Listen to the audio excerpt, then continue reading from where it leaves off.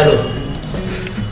Last दो video में हमने बात की थी। पहले वीडियो में हमने बात की थी कि फ्रेट फॉरवर्डर, शिपिंग लाइन और एक्सपोर्टर कैसे एक दूसरे को रेट का कम्युनिकेशन करते हैं। उसके बाद कल हमने बात की थी उसके लास्ट वीडियो में कैसे बुकिंग जो होता है, कंटेनर आपको चाहिए तो उसके लिए बुकिंग का कैसे प्लेस करता है।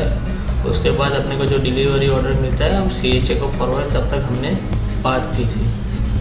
ओके, सो अब हम आज के और लेसन में बात करेंगे कि हम अब CHA को जो कंटेंट जो दे दिया है डिलीवरी ऑर्डर कंटेनर स्टफ करने के लिए, उसके बाद अब प्रोसेस क्या होगी हम वो इस वीडियो में डिस्कशन करेंगे। ओके, तो अब क्या हुआ कि अपने पास कंटेनर रिलीज ऑर्डर आ गया है जिसको हम CRO बोलते हैं। ओके, वो हमने अब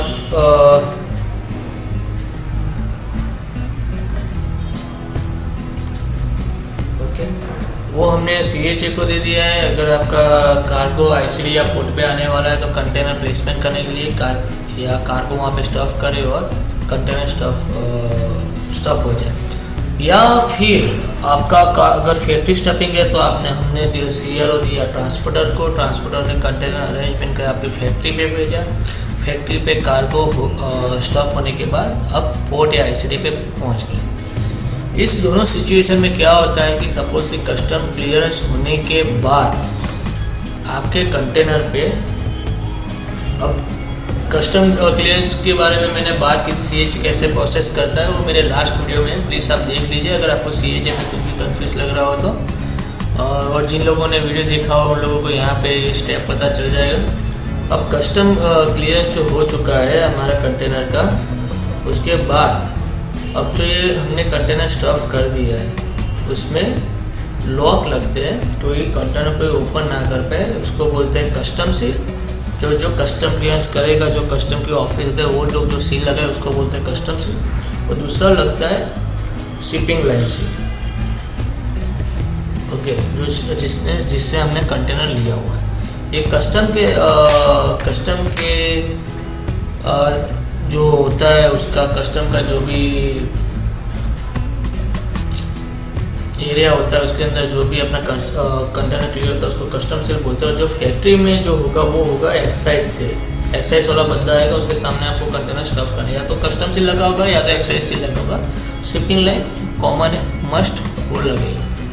इसके बाद अगर आपका कंटेनर हो गया, उसके बाद आप अपने कंटेनर को जब मूवमेंट करवाने जाते हो, अगर आप ICD पे आपका कंटेनर है तो आप पोर्ट के लिए मूवमेंट करोगे, अगर पोर्ट पे है तो आप डायरेक्ट शिपिंग लाइन में आप वहाँ पे हैंड ओवर करो। और हैंड ओवर करने से पहले हमें क्या करना है, शिपिंग लाइन को प्री अलर्ट देना ज़रूरी है। प्री अलर्ट मतलब कि भाई हमने जो हमारा जो कार्गो था जो हमने भरा उसमें हमारा शिपर का नाम ये था, उसमें टोटल पैकेजेस सपोज कि 72 थे तो 72 कार्टून है। उसमें टोटल अपना जो नेट वेट होगा वो नेट वेट लिखना पड़ेगा। उसके बाद टोटल ग्रॉस वेट, जो भी आपको कार्गो की डिटेल जो भी हमने अभी मिला है, कस्टम सील, फिर शिपिंग सील। ओके, उसके बाद जो भी कार्गो डिटेल है, कॉमोडिटी आपके पास जो भी, फिर हमने शिपिंग बिल नंबर आया होगा हमारे CHA के पास, शिपिंग बिल नंबर और डेट और इनवॉइस नंबर और डेट,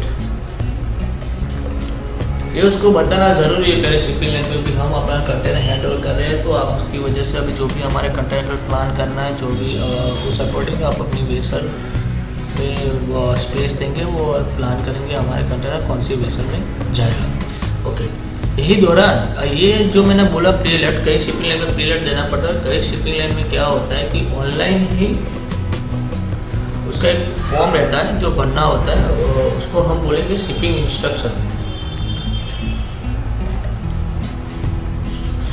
जो शिपिंग लाइन अभी ज़्यादातर सब ऑनलाइन हो गई है, जो अच्छी शिपिंग लाइन है और उसको बोलते हैं शिपिंग इंस्ट्रक्शन। ऑनलाइन पे उनकी वेबसाइट पे जाके ये सारी इन्फॉर्मेशन फिल करनी होती है और ये जो मैन्युअली हम जिसको बेचते हैं, जो कई सारी शिपिंग लाइन है जो अभी ऑनलाइन नहीं हुई है, उसके लिए भी ये एक तरह का शिपिंग इंस्ट्रक्शन की तरह काम करेगा। शिपिंग इंस्ट्रक्शन सबमिट करने के बाद शिपिंग लाइन हमें ये प्रॉपर फॉर्मेट में ये सारी डिटेल डाल के, जैसे हमें एक कॉपी देगी उसको हम बोलेंगे चेक कॉपी। आप रियल ड्राफ्ट चेक कॉपी भी बोल सकते हो। ये कॉपी जो हमें आएगी वो हम चेक करेंगे, एक बार परफेक्ट होगी तो हम शिपिंग लाइन को बोलेंगे कि भाई हाँ हमारी जो चेक कॉपी आई है उसमें कोई भी स्पेलिंग मिस्टेक नहीं है, कोई भी गलत डेटा नहीं है, सब कुछ ओके है। अब पर्टिकुलर आपको देखना है कि इसमें जो भी है 100% एक्यूरेट, सब कुछ करेक्ट हो, कुछ भी गलत नहीं होना चाहिए, नहीं तो बाद में बहुत दिक्कत आती है, अमेंडमेंट के चार्जेस लगते हैं। अगर ये ओके हमने कर दिया उसके बाद फाइनल अभी आपका जो भी टर्म्स होगा, जो BL के बारे में मैंने बताया लास्ट मेरे वीडियो में कितने टाइप की BL होती है, आपके BL के जो भी टर्म्स होगा उसके अनुसार ये कंटेनर यहाँ पे जब लोड हो जाएगा वेसल आएगी, उसके बाद ये चेक कॉपी जो BL था हमने चेक की अब ओके बोलेंगे, उसके बाद आपकी बिल ऑफ लेडिंग रिलीज होगी। यहाँ तक का था फ्रेट फॉरवर्ड का पार्ट। अब ये कंटेनर उसने मैंने आपको सिखा कि रेट कैसे लेते हैं, फिर बुकिंग कैसे प्लेसमेंट करते हैं, कंटेनर आने के बाद उसका प्रोसेस क्या होता है, और डॉक्यूमेंट चेक करने के बाद बिल ऑफ लेडिंग रिलीज होता है। यहाँ तक का पार्ट था अब फ्रेट फॉरवर्डिंग का जो मैंने आपको बताया। अब इससे ज़्यादा जो है डिटेल में हम हमारे नेक्स्ट वीडियो में बात करेंगे। लगे रहे मेरे साथ। Please don't forget to subscribe on YouTube and keep watching us. Thank you very much.